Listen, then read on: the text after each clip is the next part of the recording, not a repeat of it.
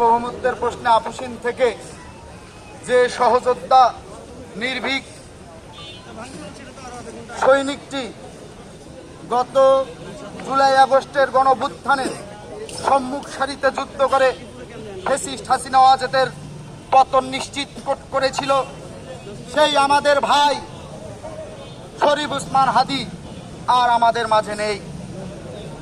শরীফ ওসমান হাদী স্বপ্ন দেখেছিল বাংলাদেশকে আবারও একটি গণতান্ত্রিক পন্থায় রূপান্তর করার স্বপ্ন। শহীদ ওসমান হাদী স্বপ্ন দেখেছিল বাংলাদেশের মানুষ যাতে স্বাধীনভাবে কথা বলতে পারে, সেই স্বপ্ন বুকে রেখে সে রাজপথে লড়েছিল, রাজপথে যুদ্ধ করেছিল।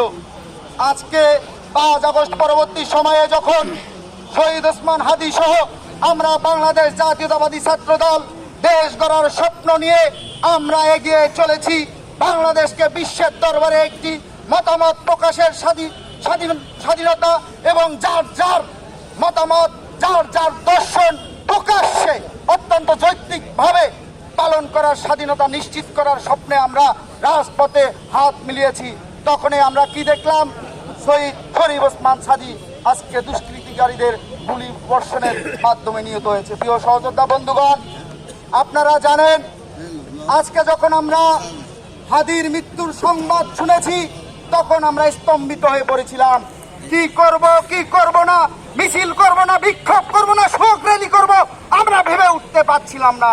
কেননা আমরা দেখেছি যখন বিচারের বাণী নির্বাণী ডেকে উঠেছিল, যখন বাংলাদেশের মানুষের স্বাধীনভাবে কথা বলার অধিকার ছিল না, যখন বিগত তিনটি নির্বাচনে মানুষ তার ভোটের অধিকার নিশ্চিত করতে পারেনি, এই হাদীর নেতৃত্বে বাংলাদেশ যখন স্বপ্ন দেখতে শুরু করেছিল যে বাংলাদেশ আবারও একটি গণতান্ত্রিক পন্থার দিকে অগ্রসর হবে, কিন্তু আপনারা কি দেখলেন? আমরা দেখলাম বিগত 15.5 বছর পর, দীর্ঘদিন পর মানুষের প্রত্যক্ষ ভোটের মাধ্যমে একটি নির্বাচন অনুষ্ঠিত হতে যাচ্ছে।